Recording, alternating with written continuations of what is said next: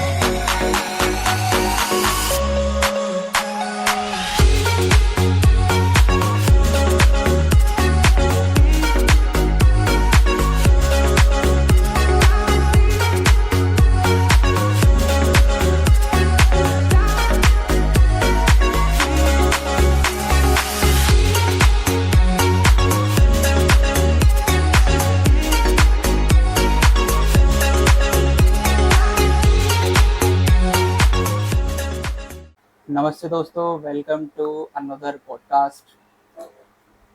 आपने पिछले वाले पॉडकास्ट को इतना प्यार दिया, इतनी अच्छे अच्छे कमेंट्स करे, तो मेरे को भैया की को दोबारा लेकर के आना ही पड़ गया।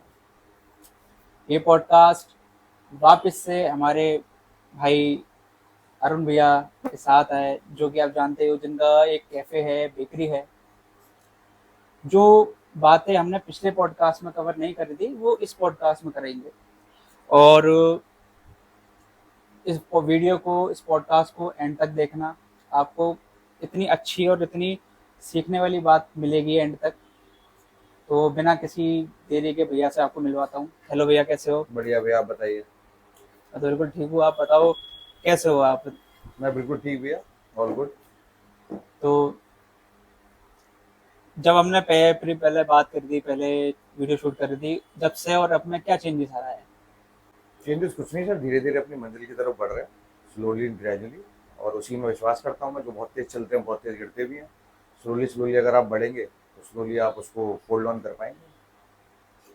तो भैया मेरा एक छोटा सा एक ये वीडियो शुरू हो ही चुकी है, एक छोटा सा मेरी क्वेश्चन था आपसे जी। कि जैसे जो भी हमारे व्यूअर्स हैं हम्म वो अभी इस फील्ड में आना चाहते हैं, हम्म तो वो क्या करें? अभी उनका फर्स्ट स्टेप क्या रहेगा? फर्स्ट स्टेप तो आपको मेंटली स्ट्रांग होना पड़ेगा टू बियर लॉसेस स्टार्टिंग के मंथ्स में। ओके। अगर आप 6-7 महीने का, जो मैंने लास्ट ब्लॉग में भी आपको बताया था, 6-7 महीने का रन रेट लेके आप चल सकते हैं आपके मंथली ऑपरेटिंग एक्सपेंसेस के हिसाब से, तभी आप ये काम स्टार्ट करने की सोचें। अदरवाइज 2-3 महीने में, वरना आपका काम आपको रैम डाउन करना पड़ेगा, जिससे कि आपका जो भी इनिशियल फेज में पैसा लगा है वो सारा भी फिर डूबने के कगार पे आ जाएगा।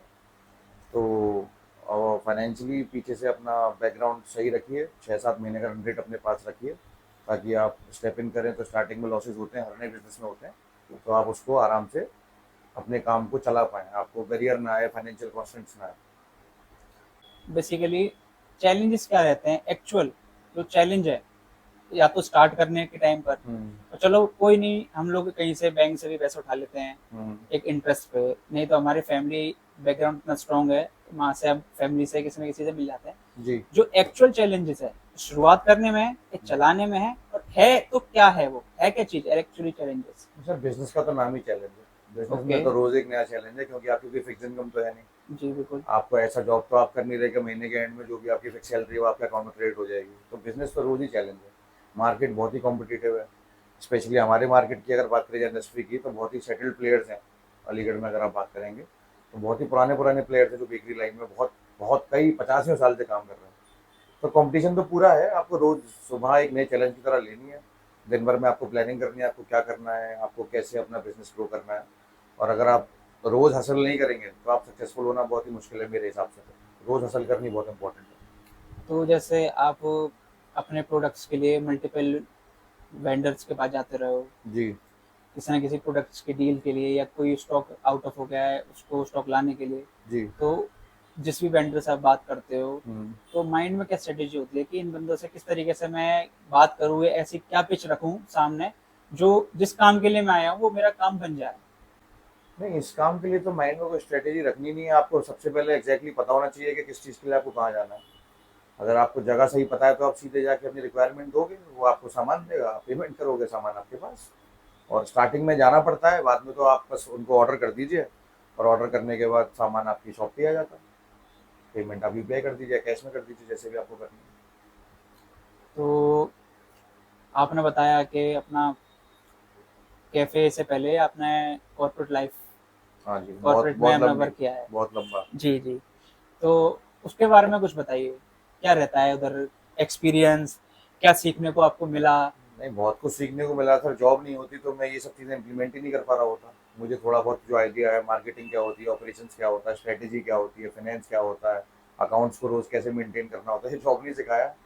तो आपको जॉब तो मैंने शायद लास्ट पॉडकास्ट में भी ये बात बोली थी, एंड आई स्टिल रिमेंबर कि आई हाईली रिकमेंड एवरीवन जिसको भी बिजनेस सेक्टर में आना है कि आप लोग कृपया करके 6 महीने के लिए नौकरी करें।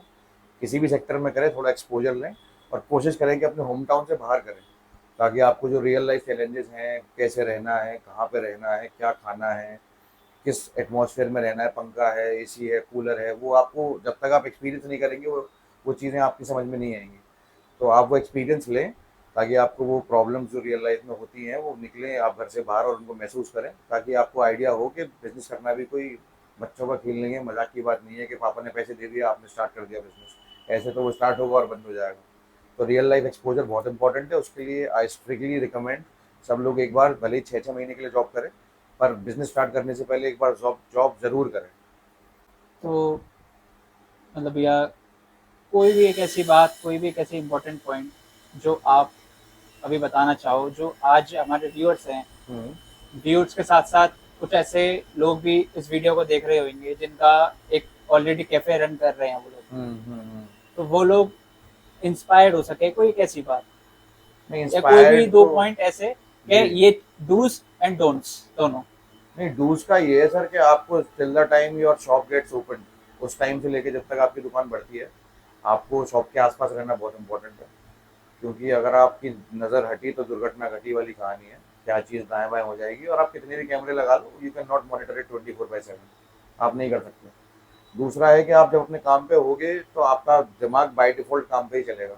अगर आप काम पे आओगे 2 घंटे बाद, या लंच करने जाओगे 2 घंटे के लिए, या डिनर करने जाओगे 2 घंटे के लिए, तो आप जिस टाइम दुकान पे नहीं होगे उस टाइम पे आपका जो फोकस है वो शॉप से हट के आप जिस भी एनवायरनमेंट में हो, आप फैमिली के साथ हो, तो वहाँ फैमिली की बातें हो रही होंगी, तो ऑब्वियसली आप बिजनेस के बारे में नहीं सोच रहे होगे। तो और जब भी कभी आप नया स्टार्टअप करते हो तो मेरा तो ये मानना है कि जब तक आप एबिटा पॉजिटिव नहीं हो जाते, आपको कुछ भी देखना ही नहीं चाहिए। ना फैमिली, ना घर, ना बच्चे। आप ऑब्वियसली इमरजेंसीज में तो आपको सबका ध्यान रखना है, आपकी ही फैमिली है, पर major focus should be on your work. तो अगर मतलब आपका आप ये कहना चाह रहे हैं कि अगर बंदा कोई भी स्टार्ट करता है तो वो अपना माइंडसेट इतना स्ट्रॉन्ग कर ले कि वो एटलीस्ट 1 साल के लिए कुछ नहीं करना उसमें। कुछ नहीं करना सर, फैमिली इवेंट्स, शादियां, बर्थडे पार्टीज, दोस्तों से मिलना, ये सब बंद हो जाता है अगर आपको सक्सेसफुल बिजनेसमैन बनना है तो। साल 1 साल के लिए कुछ नहीं अगर करना। आपको ये सब करना है कि आपको सारी पूजाएं अटेंड करनी है, आपको सारे बर्थडे अटेंड करने हैं, सारी शादी अटेंड करनी है, तो आप मत आओ बिजनेस में। नौकरी करो, छुट्टी लो, आराम से अटेंड करके आओ अपना फंक्शन, और उसके बाद अगले दिन फिर नौकरी पे जाओ। क्योंकि बिजनेस में आपको ये सब सेक्रीफाइस करना पड़ेगा स्टार्टिंग में, एटलीस्ट 1 2 3 साल, जब तक आपका काम सेटल नहीं होता। ये अगर आप ये सब चीज़ें करोगे तो मतलब फिर तो फोकस ही नहीं है ना आपका बिजनेस में।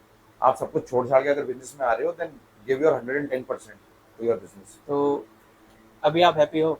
अभी मैं तो आपने बहुत हैप्पी हूँ। हाँ अपना कैफे ओपन किया है? हाँ, मैं तो बहुत हैप्पी हूँ। मेरी बेकरी बहुत अच्छी चल रही है। मैंने रिसेंटली स्विच का काम स्टार्ट किया है अभी 5-6 दिन पहले, थोड़ा 1 डेढ़ 2 हफ्ते पहले टाइप। तो कल हरियाली तीज थी।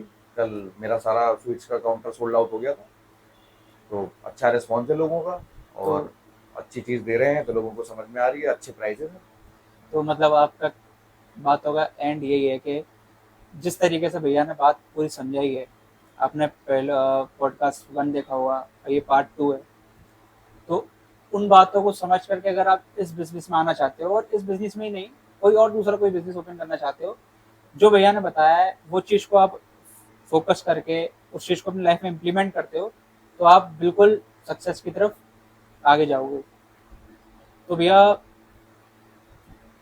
जो आप टेक्नोलॉजी अभी आप यूज़ करते हो, फॉर एग्ज़ाम्पल अपना सोशल मीडिया भी टेक्नोलॉजी भी हम काउंट कर जी सकते जी हैं। जी जी जी। तो वो क्या रोल करता है आपके शॉप पर? सर, हर इंडस्ट्री का एक अलग टारगेट ऑडियंस होता है। तो अब फॉर एग्जांपल मैं अगर बात करूं किसी सेक्टर की, जैसे हो गया मेरी इंडस्ट्री की बात करें अगर, बेकरी कैफ़े, तो ये मेजर मेरा टारगेट ऑडियंस कौन है? Youngsters, youth. बाहर का आइटम कौन खाता है? बड़े बुजुर्ग तो नहीं खाते। मेरी पापा के एज के लोग तो आगे नहीं बोलेंगे बेटा 1 प्लेट मोमोज लगा दो। तो आपको आइडेंटिफाई करना पड़ेगा कि आपका टारगेट ऑडियंस आपको कहाँ मिलेगा सबसे ज़्यादा। तो वो सोशल मीडिया पे मिलेगा। सोशल मीडिया पे सबसे ज़्यादा एक्टिव होते हैं यंग बच्चे बच्चियाँ। तो मैं इसलिए मेजर फोकस इंस्टाग्राम मार्केटिंग पर करता हूँ। मैं कोई अखबारों में ऐड नहीं निकलवाता। मैं कोई और किसी प्रकार की मार्केटिंग नहीं करता, बैनर्स नहीं लगवाता। मैं इंस्टाग्राम पे फोकस है क्योंकि मेरी टारगेट ऑडियंस इंस्टाग्राम पे है। आदमी को एक बार आपके पास तक आने के लिए उसको पता भी होना चाहिए ना कि ऐसी कोई चीज़ है बाजार में। तो एक बार आप दिख जाओगे, एक बार बंदा आएगा, फिर आप अच्छी क्वालिटी खिलाओ, अच्छे पैसे में खिलाओ, तो बंदा क्यों कहीं और जाएगा? अच्छा मिलेगा, सस्ता मिलेगा। प्राइसेस, अफोर्डेबल प्राइसेस बहुत बड़ा रोल प्ले करते हैं आपके बिजनेस को सस्टेन करने में। आप एक्सपेंसिव चीज़ रखोगे तो आपके पास जो जो सेगमेंट है एक्सपेंसिव चीज़ों को यूज़ करने का, वो बहुत छोटा है, स्पेशली अलीगढ़ में। अब कोई चिप्स हैं, अगर वो 500 रुपये वाले चिप्स मैं अलीगढ़ में रख लूँगा तो मैं आपको गारंटी दे रहा हूँ 5 महीने में एक भी पैकेट नहीं बिकेगा शायद। अलीगढ़ में लेस चलते हैं 20 रुपीज़ 30 रुपीज़ मैक्सिमम। तो आप वो वाला, उस चीज़ों को उस हिसाब से बहुत लंबी स्ट्रैटेजी बनानी पड़ती है सर, ऐसे मजाक में नहीं बिजनेस हो जाते हैं। आपको वो चीज़ें अपने पास रखनी है जो कि लोगों को पसंद है, जो यहाँ के लोग डिमांड करते हैं, जो अफोर्डेबल प्राइस में अच्छी क्वालिटी में है। क्योंकि कैफ़े के अलावा मेरे पास कन्फेक्शनरी का भी सामान पूरा मिलता है। आपको मेरे यहाँ चिप्स मिलेंगे, आपको मेरे यहाँ चॉकलेट्स मिलेंगी, इंपोर्टेड चॉकलेट्स मिलेंगी, बिस्किट्स मिलेंगे, इंपोर्टेड आइटम मिलेंगे, स्प्रेड्स मिलेंगे। आपको सब कुछ मिलेगा। तो जो अच्छी क्वालिटी का सामान होगा, अच्छे प्राइसेस में होगा, तभी आदमी आपके पास आएगा। और आदमी को आपको आपके पास आने के लिए उसको पहले पता होना चाहिए कि आप हो बाजार में, आप वो एग्जिस्ट करते हो आप। तो अपनी एग्जिस्टेंस के लिए आपको अपनी टारगेट ऑडियंस सेलेक्ट करनी पड़ेगी। वो मेरी यंगस्टर्स है, वो इंस्टाग्राम पे है और सोशल मीडिया पे है। तो मैं इंस्टाग्राम मार्केटिंग पे ज़्यादा फोकस करता हूँ। तो भैया, ये हमारा पार्ट 2 था। जी। कैसा रहा आपका एक्सपीरियंस? मुझे बहुत अच्छा एक्सपीरियंस रहा एंड आई होप आपके ऑडियंस को ये सब पसंद आया होगा। जो जी। लोग भी ये पॉडकास्ट देख रहे हैं उनसे मेरी रिक्वेस्ट है, आप पहला एपिसोड ज़रूर देखिएगा। ये बहुत शॉर्ट में हुआ है, आपको उसमें काफ़ी कुछ डिटेल में मिलेगा।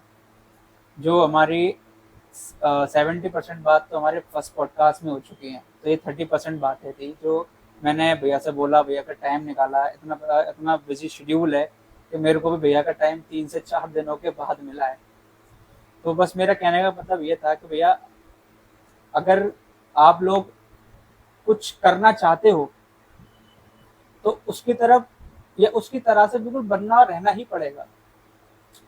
इस बात को भैया भी कंटिन्यू करेंगे। नहीं, और सोचना नहीं है कुछ भी। आपको अगर कुछ करना है तो जैसा मैंने शायद लास्ट पॉडकास्ट में भी बोला था कि आइडियाज़ की कमी नहीं है इंडिया में, आपको एग्जीक्यूशन पे फोकस करना है। आइडियाज़ तो आप आज सोच रहे हो मुझे ये काम मैं करूंगा, आप सोच रहे हो 2 महीने में आपको 2-4 दुकान छोड़ के वो काम स्टार्ट होता हुआ मिल जाएगा।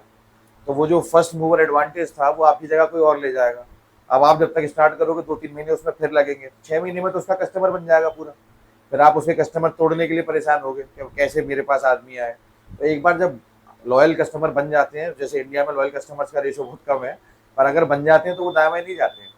तो आपको एग्जीक्यूशन पे काम करना है, रादर देन सिर्फ थिंक करना या स्ट्रेटेजी बनाते रह जाओगे तो कोई फायदा नहीं है। जो दिमाग में आ रहा है उसको इम्प्लीमेंट करो, एग्जीक्यूट करो, तभी आगे बढ़ पाओगे। तो ये था हमारा आज का पॉडकास्ट भैया के साथ। और जिस जिस बंदे को ये वीडियो पसंद आई हो, जिस जिस व्यूअर्स को ये वीडियो पसंद आई हो, वीडियो को लाइक करना, चैनल को सब्सक्राइब करना और वीडियो को अपने दोस्तों के साथ शेयर करना। जो आपका फ्रेंड इस बिज़नेस में है या इस बिज़नेस में आना चाहता है ये इस बिजनेस की जानकारी लेना चाहता है, क्योंकि बहुत से लोग यूट्यूब पर ही सर्च मारते हैं कि कैफे ओपन कैसे होता है, ये कैफे को रन कैसे करना पड़ता है। तो आप हमारी वीडियो को देखोगे, भैया की नॉलेज अपने समझोगे, तो आपको प्रॉपर जानकारी मिल जाएगी। और thank you for watching. Thank you भैया। थैंक यू भैया, थैंक यू, थैंक यू।